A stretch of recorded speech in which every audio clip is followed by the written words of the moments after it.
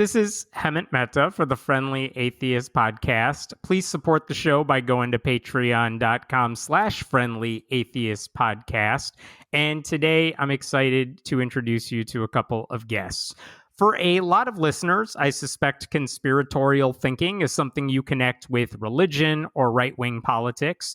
But of course, it's also rampant in the world of New Age spirituality. Think Gwyneth Paltrow or Robert Kennedy Jr. They're not explicitly religious, but their fans are not necessarily known for their critical thinking skills either.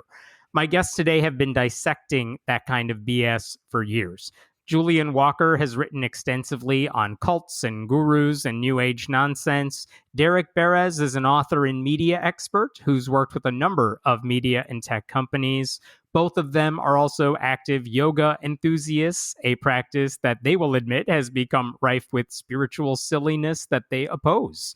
Both of them, along with Matthew Remski, are co-hosts of the podcast Conspirituality, which tackles how spiritual beliefs that can nurture creativity and meaning have transformed into memes of a quickly globalizing paranoia. They just published a book about this topic called Conspirituality: How New Age Conspiracy Theories Became a Health Threat. Julian, Derek, thank you both for joining me here. And I'm wondering, Julian, we'll start with you. Do you want to just give a brief introduction about yourself to people who may not be familiar with you? Yeah, absolutely. Hi, Hemant. Nice to be here with you. Been a big fan of the podcast for a long time. Thank you. I originally came to the U.S. from South Africa as a very young man and went to music school. And while I was in music school, discovered that yoga was a really wonderful way to help me deal with aches and pains in my body from sitting hunched over a music stand for many hours a day. And I just stayed with it. So I stayed with yoga kind of before it was really a popular thing, and it was very helpful for me. And I ended up teaching, as you do when you're a kind of a struggling artist and looking for a way to pay the bills. And over time, I think as I continued growing up, as I continued to be interested in science and in reason, as I became a more convinced atheist, I started to see that there was a lot going on in the yoga world, in the subculture that I was part of, that was dodgy and not particularly rational and perhaps kind of psychologically unhealthy. And so I started writing about that kind of stuff online, and that's how Derek and I largely started to intersect and connect with each other about 10 years ago. Very cool. Derek, what's your background? I came to yoga in the mid-90s. I have a degree in religion from Rutgers University, and I was studying world religions with a focus on Eastern religion. So I was reading the texts and doctrines before I started a physical practice. Having grown up an athlete with a number of physical problems from injuries, I found yoga shortly after and really became enamored by it. But my suspicions were always up, and that really came from being the religion reporter for the school newspaper at Rutgers for 2 years, because I would go and interview religious leaders and experts from all these different faiths, and all of them thought that they had the right one, which kind of raised my antenna there and actually pushed me toward atheism at that time, because I love the mythologizing and narrative storytelling of spiritual practices, but then I also really enjoy science, and I eventually became a health and science journalist as well. So yoga, I taught it for 17 years at Equinox Fitness, along with other movement modalities. I still practice regularly. The pandemic ended my teaching. It still is very meaningful to me, but it also causes a lot of people to suspend any rational thinking when they begin these practices for some reason. And as Julian said, we've kind of been studying that on our own for a long time, and the pandemic just created the conditions for us to create Conspirituality, and also gave us an audience because a lot more people were realizing that it was a problem. Tell me about that specifically, because like you said, your podcast begins shortly after the pandemic shut everything down. What was it about that time that made you guys think, this is the right time to talk about these issues you've both been thinking about independently for a while? Well, I was a columnist for Big Think for about 9 years, and I came across a Medium article by Jules Evan, who's a philosopher in the UK, who had unearthed this 2011 academic paper, which had coined the term conspirituality. I wrote it for Big Think. It was in my mind. It was right at the beginning of the pandemic. And then the week that Mickey Willis released the pseudo-documentary Plandemic, I immediately knew that it was going to be a real problem. Both Julian and I know him from the Los Angeles yoga community. He was a very prominent filmmaker in a small subsection of that community. And it was a propaganda film. And so I asked Matthew and Julian to come on to my podcast to discuss it. We hit it off. We've all known each other, but we really kind of felt we had something. So we pretty quickly, within 2 weeks, decided to spin up Conspirituality to continue to talk about things we had independently been researching. But the pandemic created the conditions for us to be able to talk about it at a much deeper and broader level. Yeah, and coincidentally, at that same time, although there are no accidents, so maybe not coincidentally, I was observing how all of my social media feeds were just getting taken over with all of like the early forms of the conspiracy stuff that was swirling during COVID. COVID's not real. It's a hoax. It's caused by 5G. This is all the way to take away our freedoms. And even in those early days, there was some inklings of like, oh, this is all going to be about forcing us to take vaccines. And the reason that was noteworthy is that my timelines were filled with life coaches, yoga teachers, alternative healers, just different people that I'd met over a 30-year career, some of whom were friends, some of whom were people who followed my work, some of whom were colleagues, and a lot of networking goes on social media. And I was like, why is this happening to this group? So I wrote a piece for Medium called The Red Pill Overlap that really tried to unpack this and make sense of it and explain it through the lens of how spiritual people tend to be susceptible to certain kinds of outsider, maverick, contrarian thinking, which includes conspiracy theories. And that piece got a lot of traction. And yeah, then the conversation started between the three of us. And Matthew, by the way, who isn't here with us today, Matthew Remski, who's our third colleague, had been writing about yoga and cults for many years and had published several books on those topics. And yeah, when the three of us got talking, it was like, we are uniquely situated to talk about this in a way that I think people really responded to, because there weren't a lot of people who were ready to go. I want to go back to the vaccine thing in just a little bit, because it's such a big topic. But something you said there, you said in that particular life coach spirituality community, one of the things that might have led these people down the conspiratorial path is this desire for outside information, the what was it? Rebellion, the contrarian nature of all that. I have seen that in my little bubble of atheism, where a lot of atheists, I think because they felt that when they convinced themselves God doesn't exist, it felt so right. I mean, we all can defend it in our own minds, but it also felt like this is something everyone else has wrong. I'm right. I can prove it. There's some power in that sort of knowledge. And I feel like a lot of people who became famous 15, 20 years ago for broadcasting and promoting atheism have also slipped into anti-trans nonsense. They've promoted not spirituality per se, but other kinds of red pill sort of propaganda that bothers me a lot. What is it about the contrarianness, that power of knowing something that all these other people don't get? What is it about that draws all these people in? There's a sociologist that we've looked at called Michael Barkun, and he talks about this in terms of a concept of stigmatized knowledge. So stigmatized knowledge is knowledge that's outside of the mainstream. It's knowledge, it's any set of knowledge claims that gives a group a sense that they know something that everyone else doesn't know, and that it's because of their specialness. It's because of their being initiated, if it's a spiritual cult or a religious extremism group. But it could also be it's just because they have great critical thinking and they're willing to stand up for the truth, like I think a lot of atheists have felt in a culture dominated by religious believers in the United States. So that kind of stigmatized knowledge, that sense of belonging to a group who are more conscious, who are more awakened, who know things that the mainstream doesn't know, especially big pharma.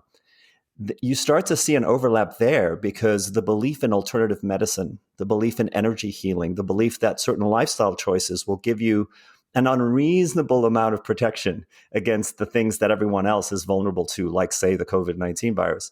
That then has overlap with conspiracy theories, because when the evidence doesn't support what you're saying, well, then it must be because it's being covered up. It must be because the big pharma is in collusion with the mainstream media, et cetera. And I think that it's what you're describing, actually, I think is perhaps a personality type that has a transitive kind of property across these different groups. Even though the ideology may be different, it's perhaps a shared psychology that is drawn to stigmatized knowledge.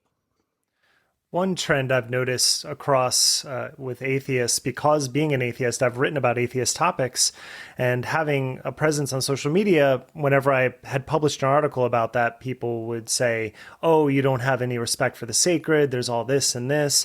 But then when I would actually publish the good aspects of religion, which I believe are community and morals, and there's a lot to draw from, atheists would get mad and be like, how can you support any religion? And what I feel is that one piece that Julian put it very well, but the next piece is also the fact that our brains consume 20% of our body's energy, and we therefore take shortcuts all the time in our thinking to conserve energy. That's a biological trait. But what does that translate as? It translates as binaries are easiest to understand. So even in our RFK coverage we're doing right now, he speaks only in binaries. He puts all of Western medicine, all of pharma on one side, as if all of those researchers and institutions were all on board with the same program, and it's just not true.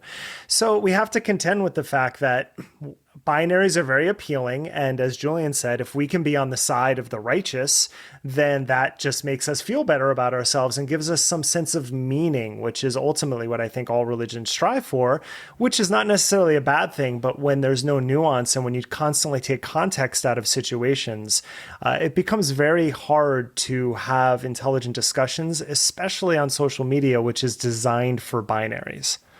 Let me set you up there, since you recently had an excerpt of your book, a part about Robert F. Kennedy Jr., run in Time magazine. What is the danger of Robert F. Kennedy for people who haven't closely followed his career or who don't closely follow politics right now? Well, there are a lot of dangers, and I'm sure Julian will pick up some that I don't identify, but right now, to come onto this call, I was recording a bonus episode about his healthcare policy roundtable he recently had with a whole host of anti-vaxxers, Mickey Willis, Sherry Tenpenny, Joseph Mercola, Sayer G. And this is who he's putting forward as having some stake in healthcare in America, which itself is insane. But as I'm listening, he's talking about defunding journals and blackballing researchers who have gotten their drugs approved through the FDA process. Now, everything that he says, or most things, have a little bit of truth. The FDA approval process does have problems. I've actually written about that for years. But that does not mean, as I just said, every institution or researcher has a problem. And when he says these things, he's like, I'm going to blackball, I'm going to ban them for life from getting drugs approved because they're not studying the links between vaccines and autism. He always says things that are actually already happening. Like, that link has been covered in numerous meta-analyses. He says he's going to move all infectious disease research to chronic disease research because he doesn't think infectious diseases are actually a problem. That's just insane. And there is already, I've identified at least tens of millions, probably more, of funding going to chronic disease research.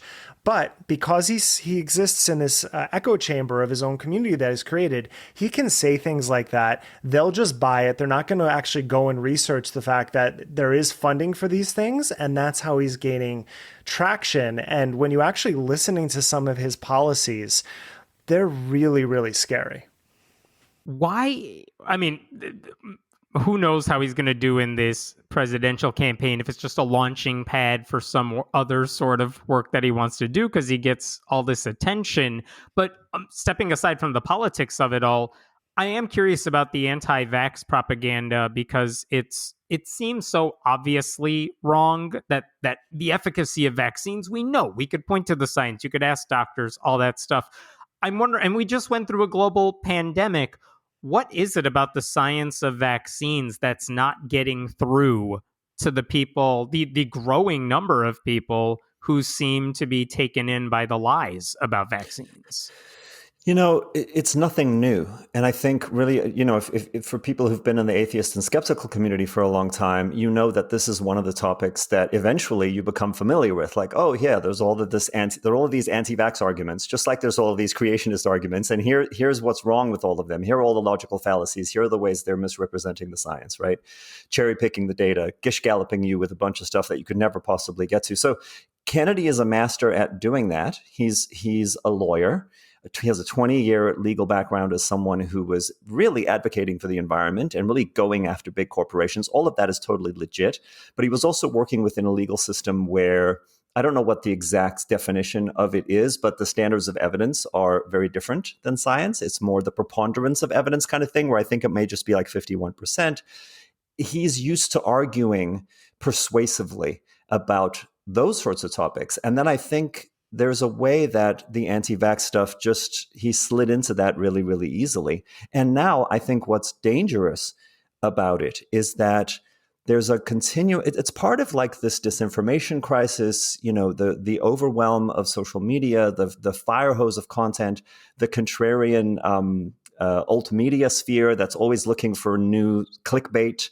This is now the thing that's kind of being pushed into the mainstream. And I think in contrast to the skeptical community, the mainstream world is not as used to really looking at all of this stuff. So the arguments sound convincing and they sound scary. And Kennedy is good at weaving that fear and at linking the sense of paranoia about vaccines and big pharma, not caring about killing babies and kids, at linking that to a kind of noble crusader kind of Camelot energy.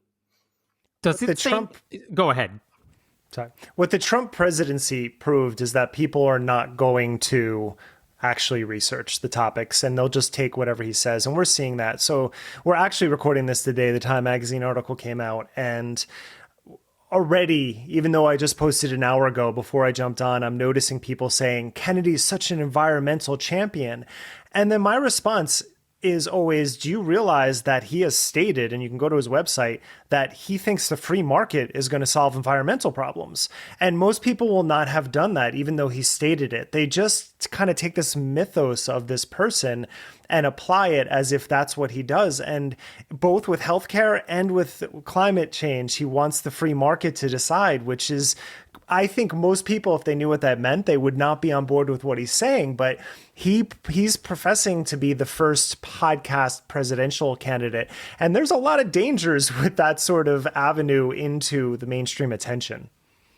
One thing I don't get about people like RFK is if we're talking about right-wing misinformation, I could pretty easily point you to where the misinformation is being spread. They have right-wing media outlets. They have Fox News, Newsmax, all those places. So like there's kind of a hub for where all that stuff is coming from. If I ask you guys about spirituality and the BS associated with that, is that coming from a certain central place, or is it just coming from individuals with these outsized platforms? Well, Derek probably has some more thoughts on it, but what I'll say here is that one of the guests that we've had really frequently on the show is Imran Ahmed from the Center for Countering Digital Hate. And they're the group who put out that report a couple of years ago called the Disinformation Dozen, which basically said, look, here are the 12 people who are responsible for like over 70% of the anti-vaccine disinformation that gets spread. But the other thing that has happened, so yeah, it's individuals, and it's not only individuals, it's an industry. It's a networked, lucrative industry where they're on email lists together. They're doing big summits and workshops during the pandemic. It was all online, and they're selling books and they're selling online courses, and it's everything from like how to protect, you and your family with colloidal silver and, some special kind of device that blocks EMF frequencies to like why you should never take vaccines. So there's that. But then there is also the phenomenon that we've tracked on the podcast, which is that culturally liberal. Not particularly political, but culturally liberal, because they go to Whole Foods, they have the yoga mat under their arm, they go see their acupuncturist when their knee starts bothering them. They like to take natural remedies instead of like going to see the doctor, all of that kind of stuff. That community, in terms of the people we've covered, not everyone, but the people we've covered, have slowly trended further and further to the right, to where, great example, Russell Brand now hosts the majority of his show on Rumble. So they're on Rumble, they're on Telegram, they're on the same places where the right-wing extremists ended up. And they may not be overtly right-wing, but they're using a lot of right-wing talking points in their clickbait. And these models existed before the pandemic. So what Julian just said about the network effects, Hay House is a good model for that. And we had an ex-Hay House author who became critical of their practices on early in the pandemic. And the idea is that when you get a publishing deal with them, you kind of sign on to like giving blurbs for the other authors and going on speaking tours and promoting them on social media. And this is not uncommon. It's marketing, but the spiritual community has used those techniques for decades, if not generations. So you see it spilling over now with Russell Brand. As soon as the Twitter files come out, he has Barry Weiss on, he has Michael Schellenberger and Matt Taibbi on, and now they're doing live event tours that are supposedly going to Schellenberger's climate change nonprofit. And when you go to the climate change nonprofit site, what do you find? The latest article is on anti-trans ideology. So you see all of this just kind of confused and together, but because they have stages and voices that people listen to, they kind of overlook the fact that there's not logical consistency in what they're saying. It's all affect that they're going for. Do these people realize that all of their conspiracies seem to align with right-wing ideology? Like, there's no conspiracy theory I've heard about, like, hey, all trans people have a higher IQ. It's never that.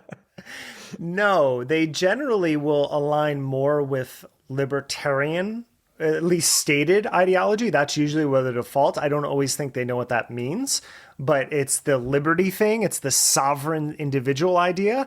That's mostly where I see the language go to. It's almost like they think that they transcend politics into this place where it's just about autonomy and sovereignty and liberty. And you'll find that a lot in people like J.P. Sears and Mickey Willis who use that language to avoid their political rhetoric.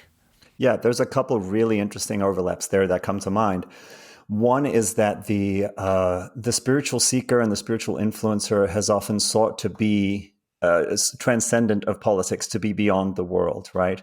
And so there's a way that if you squint just right, you can see how that overlaps with the podcasting world. You can see how it overlaps with the heterodox sphere and with Joe Rogan saying, "Well, I'm not a conservative. I'm just asking questions. I'm just a guy. I'm just a meathead. You shouldn't listen to me. But I'm going to have on like the 3 biggest anti-vaxxers and the 2 biggest promoters of ivermectin in the world in a 2-month period and just ask questions while they like spew the most outrageous conspiracy theories and like, who knows? Like, I believe in free speech." So there's that whole piece where I think the subculture that we cover, which is the yoga and wellness space that we've really looked at very closely, has had some similar sensibilities in terms of like a common sense.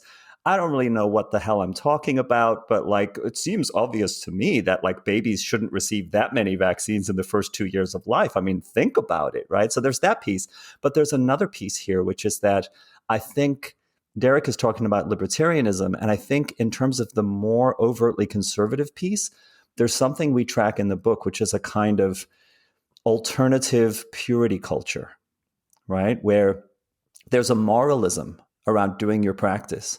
There's a moralism around the kind of thoughts that you have. There's a moralism about the food that you eat and how you treat your body when you're sick and how to not get sick by being a pure person who does cleansing practices, right? So that then I often wondered about that when I was younger. Like, this actually seems oddly like a conservative religious relationship to reality, even though it's dressed up in the robes of some kind of like quasi-Eastern, ideas. You mentioned Joe Rogan. I think you mentioned some of those YouTubers who have basically shifted to promoting this stuff as well. How many purveyors of this nonsense know it's BS? Or are they all like true believers in this stuff? Or is that just a case by case thing? Exactly. It's something I've brought up often on the podcast is you can never tell someone's intentions, but you can, the sort of heuristic I have is watch what they say, then watch what they sell. So if someone is specifically saying something and then selling at the end of that statement, that's a pretty clear indicator that there's at least a grift involved. Whether or not they believe it is open for debate. And then there are some people like Christiane Northrup, someone we covered a lot.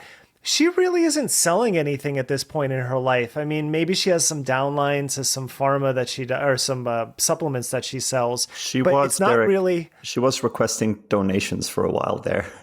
Okay, so that's that, but it usually doesn't. It's aligned specifically with a product. Yeah, that's its own thing. But someone like J.P. Sears, we very clearly identify whether or not he believes it. It doesn't really matter because you can watch the downline happen in real time. And it's the same sort of paradigm that Kennedy is setting up with all pharma is bad. And then you look at the New York Times piece that recently came out where it shows just how much money he made, Children's Defense Fund and himself, from lawsuits that he was a part of, millions of dollars. So you can see why those binaries work so well in this world. Yeah, and not only that, the people that we've tracked, which have been these more culturally liberal, more maybe kind of spiritual influencer types who've trended slowly to the right, who got really into conspiracy theories, almost to a person, while they were preaching against the government telling you what to do in terms of COVID restrictions and vaccines, they knew how to fill out that paperwork and get the big PPP loan, including Kennedy. His organization took a huge PPP loan, and these are all the loans that were forgiven. So this was free money that they took from the government while they were talking about how the government was trying to induce turnkey totalitarianism, Kennedy called it. And I think the thing, too, in terms of our beat to really get what we were following, is you have a group of entrepreneurial outsiders who, when the pandemic hit, had no visible means of support, right? They can't gather and do their breathwork classes. They can't do their kirtan singing. They can't get together in a small, hot room and do yoga together, right? How are we going to make a living? There's no social safety net in this country. They get no benefits from any of their gigs, right? They're just gig workers, essentially. I was amongst them. And so suddenly it's like, A, how do I deal with the anxiety? B, how do I figure out how to monetize? And wouldn't you know it, because they already, many of them, including myself, already were good at marketing, already knew how to use social media, already had a decent following, some of them, right? Started putting out conspiratorial stuff, started remixing QAnon-style ideas, even if they didn't know they were QAnon-style ideas, with New Age concepts, so that the Great Awakening that you heard from QAnon, which is like an echo of like really old evangelical religious Puritanism, starts getting remixed into like, oh, we're going to awaken into fifth dimensional reality because the aliens are telling me, right? And what do you see? The more these people go into outlandish conspiracy crap, the bigger their followings get. The more clicks they're getting, the more they're sending people to their Patreons or wherever they're able to monetize, and they're going to their website and they're joining up for different courses and stuff like that. So how much do they believe it? I think there's a temperament there. Of course, it's impossible to know what's really in their heart. I think there's a temperament there where a lot of it is sincere, but I think there's also an unavoidable pull. And this is something that gets talked about a lot in general with alternative media these days, of audience capture, where you recognize, hey, this is what my audience is responding to. This is what drives my ad revenue. I'm going to go even harder next time. I am curious, if someone like RFK is running as the Democratic nominee for president, and presumably he will get crushed, fine. Dr. Oz, another purveyor of nonsense, ran for office, for Senate. He lost. Is there any benefit to guys like that running for office and losing? Or is it just, well, they had a platform as long as they had it? That's more opportunity for them to spread their misinformation. I'm just wondering if there's any silver lining to these guys running and eventually losing. I think that there's attention capture that is a benefit, but more importantly, we've seen with the conservative Christian movement that some people have a very good long game. And so losing a battle to them does not necessarily translate into a net negative. The overturning of Roe versus Wade is a good example of that. I remember reading a Harper's Magazine article in 2001 about these college campuses that were evangelicals that were training politicians specifically to get into government to overturn legislation that they wanted for their agenda. A generation later, we're seeing that in real time. So I think a lot of people, and especially, this is a broad overview I'm giving, but liberals tend to be a little bit more quick-minded, instantaneous, and not holding on to causes as well. And that's really unfortunate because some people understand the long game. And I think that someone like Kennedy, especially, look at the family he's coming from, the dynasty of it. Overall, it won't be a negative to him. Someone like Dr. Oz, that could be a little bit different because I don't know where his empire is at now, but that could have just been some hubris that got him there. And maybe he, being seen the way he is in the spotlight, has shifted, and maybe that bothers him. But for a lot of people, I think it's only beneficial. And typically, what the first thing you do is when you announce that you're running for president is you publish a book, or you've had a book that came out, a couple of weeks or months earlier. So Kennedy's book right now is The Real Anthony Fauci. And it's, and part of his campaign rhetoric is that he thinks Anthony Fauci should be prosecuted. So yeah, I don't know. I think that the exposure that these people get is a net negative for the world. Just to spin off that, is there a way? I mean, Dr. Oz ran as a Republican, different issue than RFK. Is there a way to prevent them from using politics as their pulpit to do their media campaigns?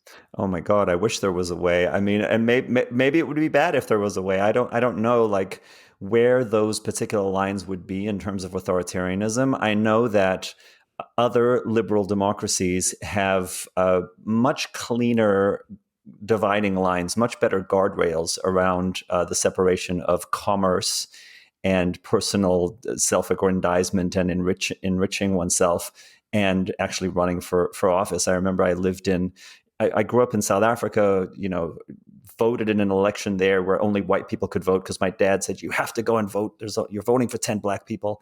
And then I lived in England before I came here, and I voted in an election in England.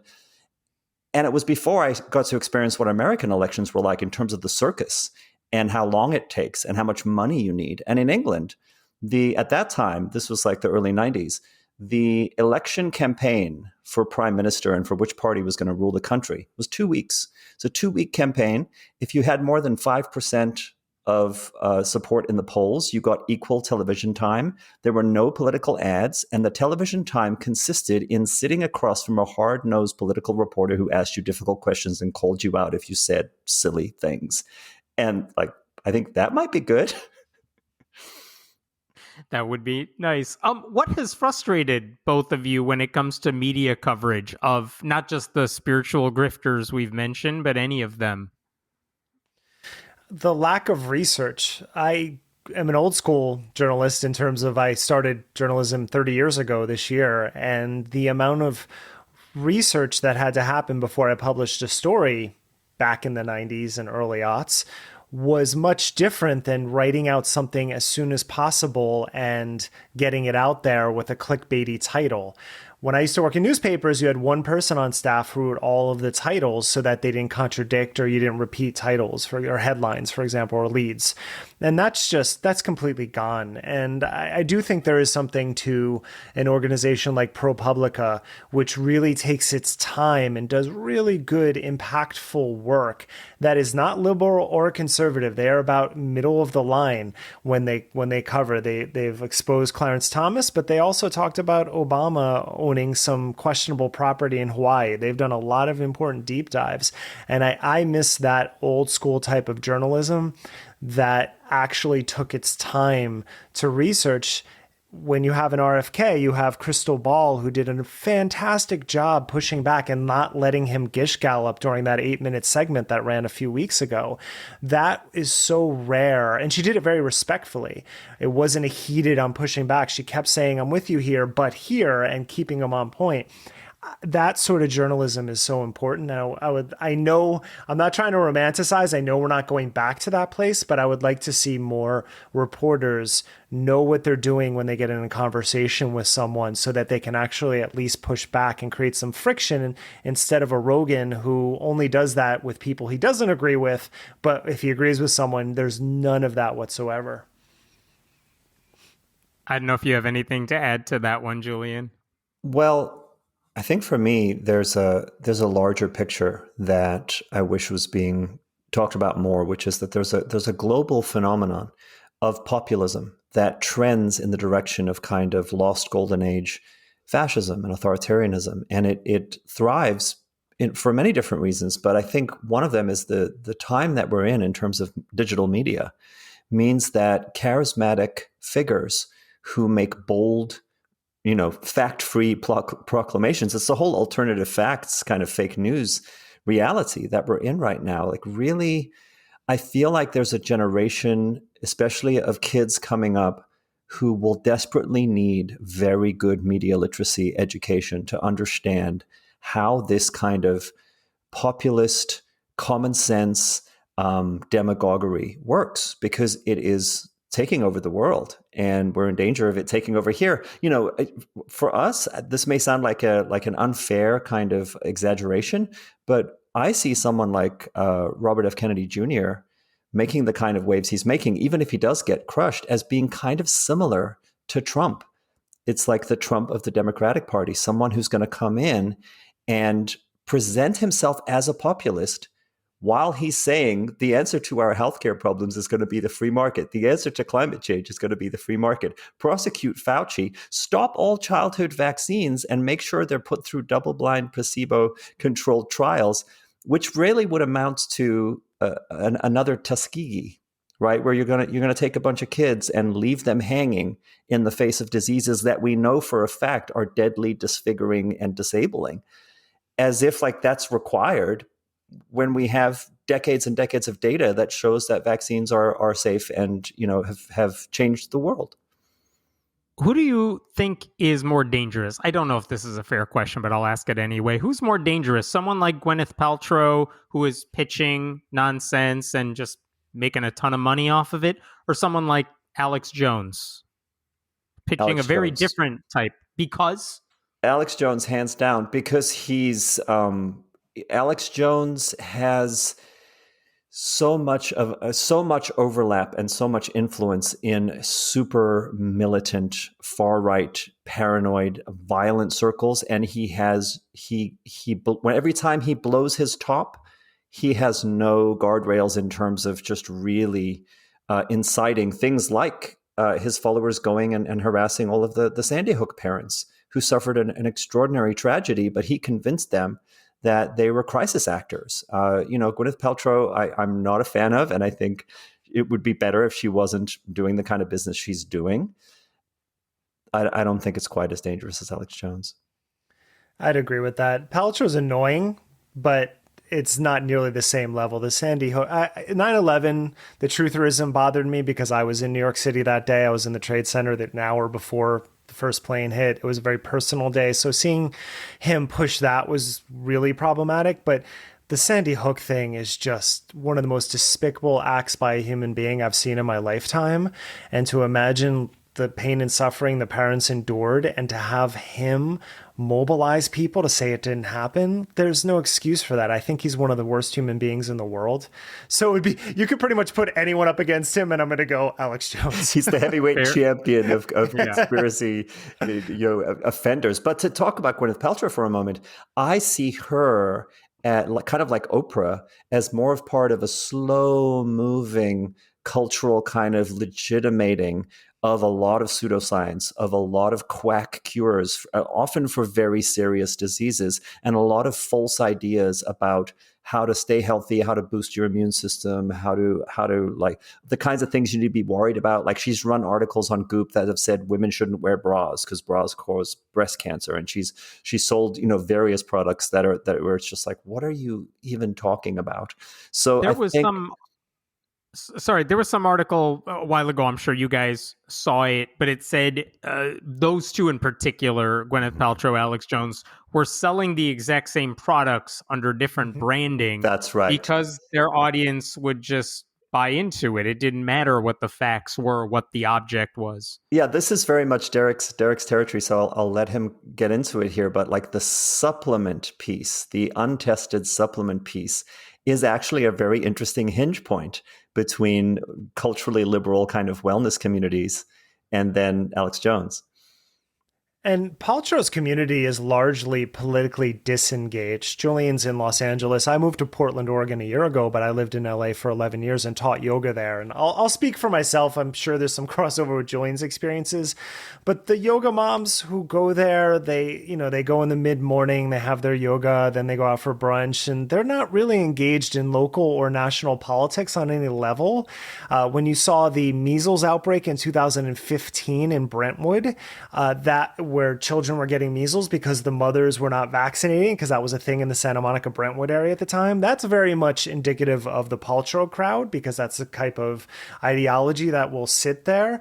But none of those, and I don't want to just put it on moms, guys too. Los Angeles, is across genders. There's a lot of political detachment there, but none of those people are going up to people's houses, or they're not yelling at people on Twitter to the level of aggrievement that you'll find in Jones's crowd. Speaking of Jones, I feel like I read somewhere when I was researching for what to ask you guys, there was something you had written about the eugenics to yoga pipeline.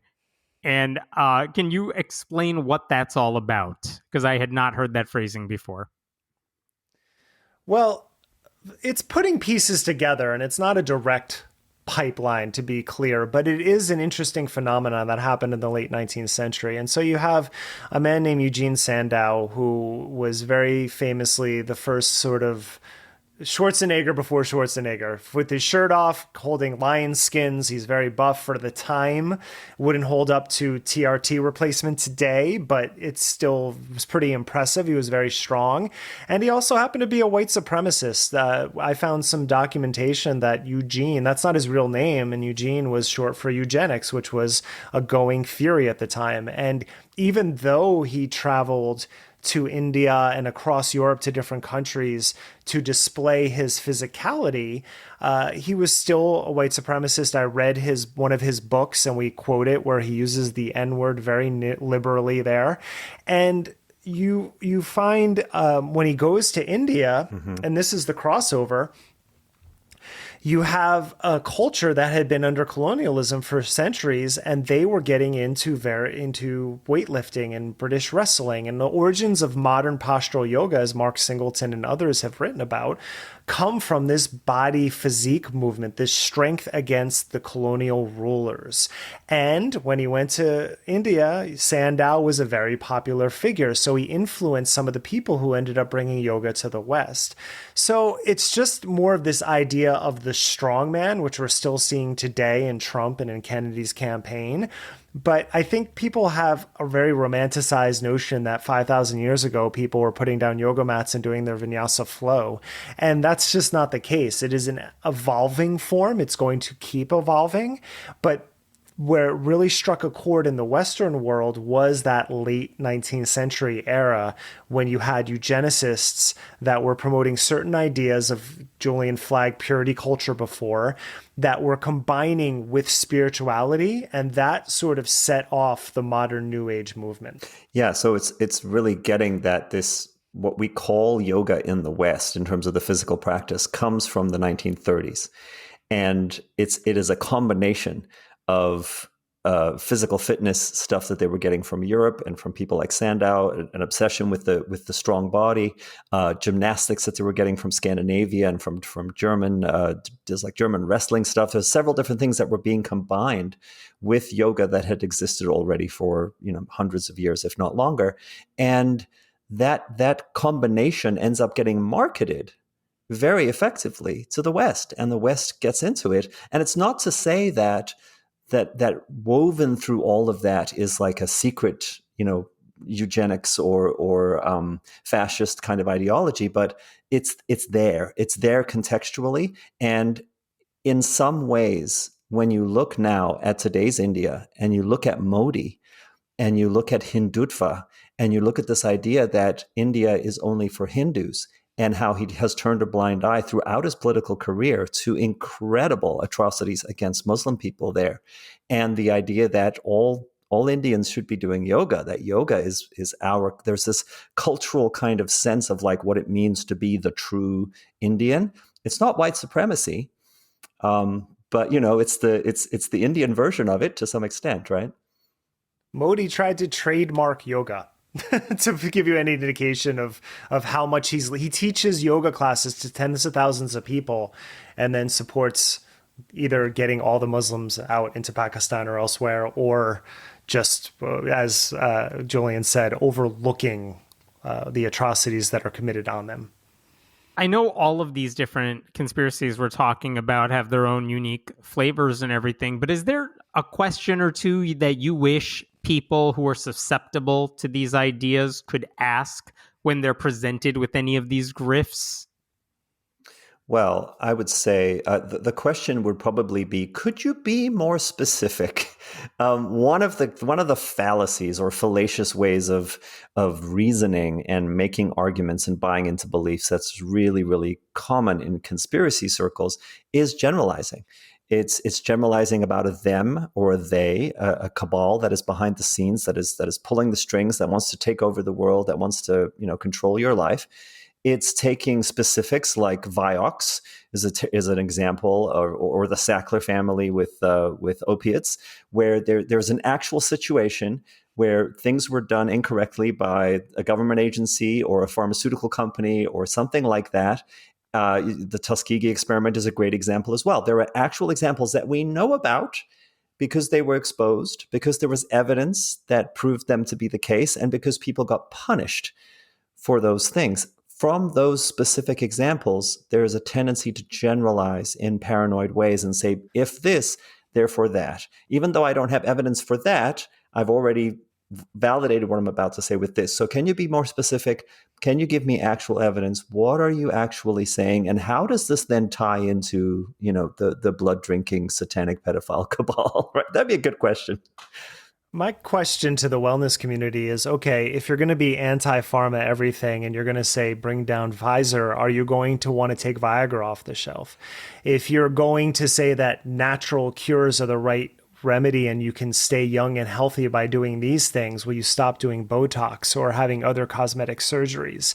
Again, these binaries that exist, let's just say that there's a recent video that was railing against Big Pharma, and it pretty much looks like the man behind it is on TRT, and then the woman, his wife, is using Botox.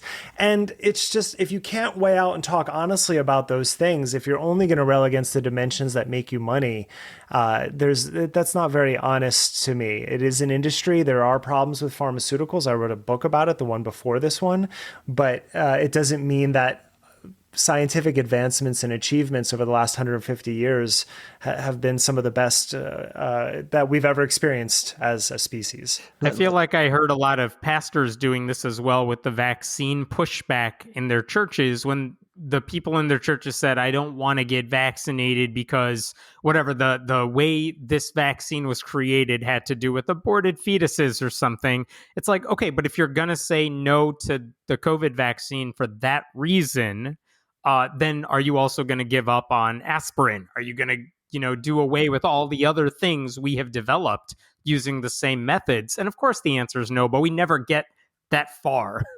Yeah, absolutely. And there's a very, I call it pseudo skepticism or freshman skepticism, right? Where you can, on the one hand, you can wander off into this territory where there's no way to know anything. So you're just going to believe the person who has the most charisma, right? Because what is knowledge anyway? What is evidence? All science has been corrupted. All the institutions have been captured. This is where I think the alternative media heterodox folks also play into this. Oh, there's no way.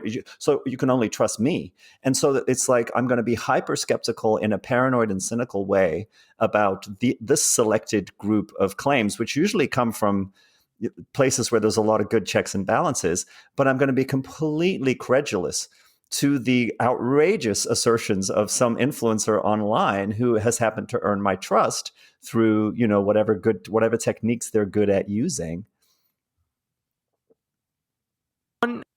One question I've been seeing pop up lately is whether we should be debating something like vaccine efficacy. Do you have an opinion on that now that RFK is in the news? Is there any validity to having that debate?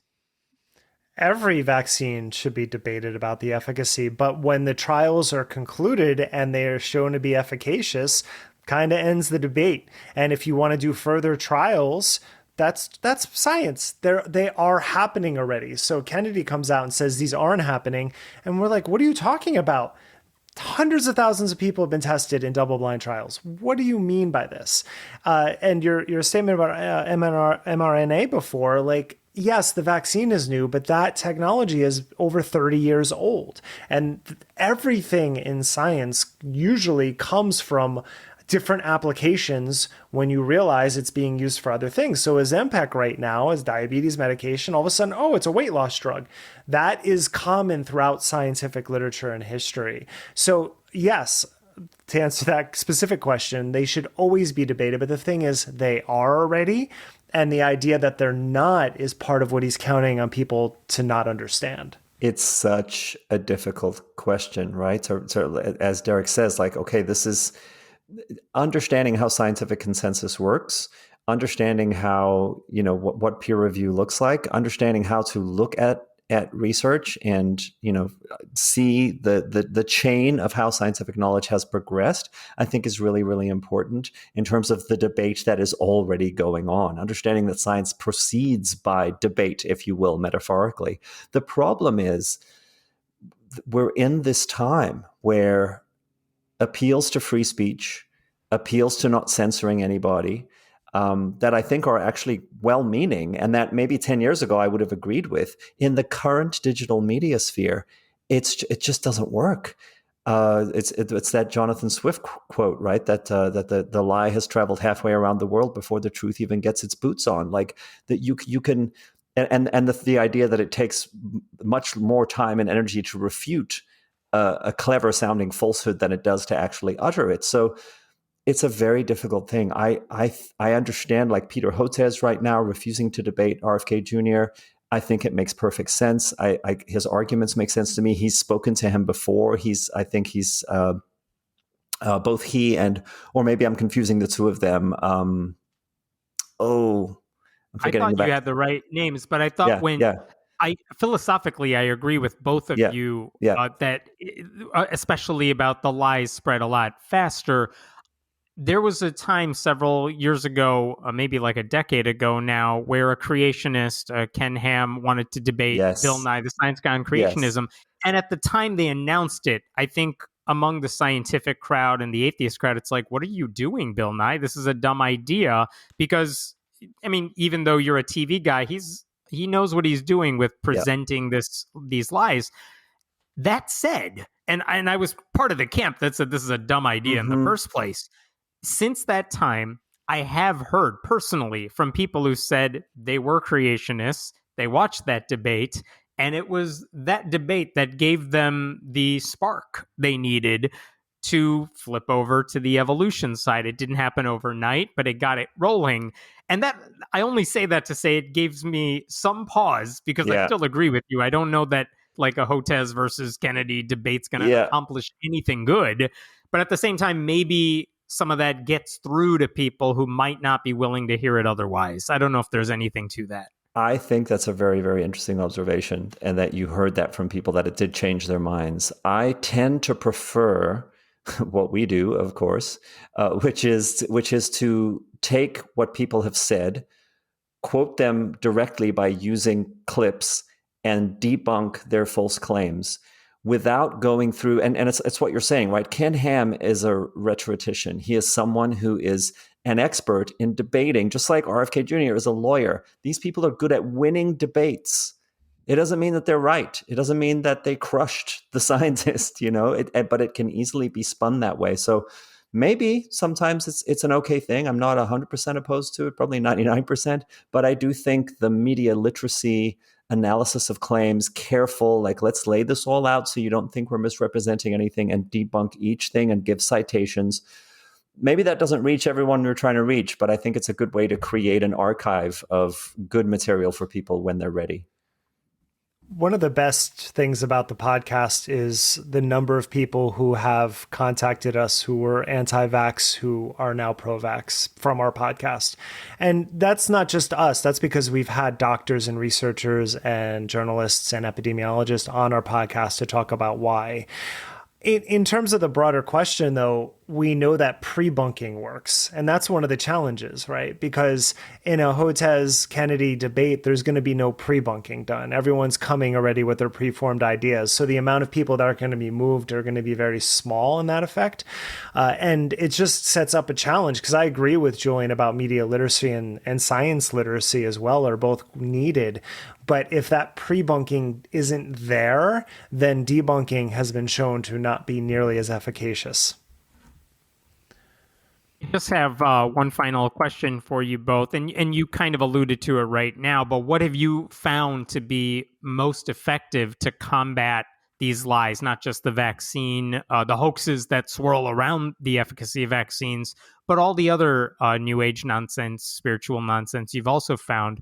What has been the most effective technique? Is it the pre-bunking? Is it getting the right stuff in their heads to begin with, or something else? The pre-bunking citation is from a research study that was done a couple of years ago that seems to be effective. The one thing I'll say from my own experiences as well as from research is that listening and trying to find common ground is very effective. And one thing that always comes at us when we post, I'll say from my experiences, is that we're shilling for pharma. And then when I say, hey, here are 10 articles I wrote about the problems of the pharmaceutical industry, or here's my last book that really looked at the problems with overprescriptions of antidepressants, that at least opens up a door where they're then coming at me with more of like, then why are you so on board with the vax? And then I could be like, because in this case, this shows efficacy, here's where I have a problem. And then those sorts of conversations, they are rare, but I've had them. I had one last week with someone online. I don't always have the patience to do that personally, but it is an effective means. So hearing where someone is coming from, and we have a chapter in the book called Conspiritualists Are Not Wrong, which talks about this. There is common ground in almost all of these debates because they are more complex than a binary. Getting someone to listen and engage and actually having an instructive conversation is a next step, but that is actually good. And we also learn in the process too. We've admitted to things we've gotten wrong in the past on the podcast. I think that's a really important piece as well. Yeah, just to follow on from that, I would say that the combination of being clear what you do and don't know and having empathy, conversational empathy. So it's interesting because there's different modes of communication, right? It's kind of impossible to do like all your podcast episodes from an empathic place. Like you can have moments where you're trying to have that empathic kind of attitude, but I think in the one-on-one situations, especially, having a kind of empathy that seeks to listen and understand what are the legitimate grievances that you have, what are the things that you're afraid of. What are the ways in which you have felt betrayed by whatever it is, big pharma, the government, institutions, the country that we live in? And how might we start to tease apart the facts from the fictions, while also understanding that the grievances are legitimate and need to be addressed in an empathic way that actually might lead to more relief than buying into the nonsense. Well, thank you both so much for your time. This was Julian Walker and Derek Perez. Their podcast, which you should subscribe to right now, is called Conspirituality. And their book about this topic and so much more is called Conspirituality: How New Age Conspiracy Theories Became a Health Threat. Derek, Julian, thanks again for joining me here. Great to be here with you. Thanks, Hammond. Thanks for having us.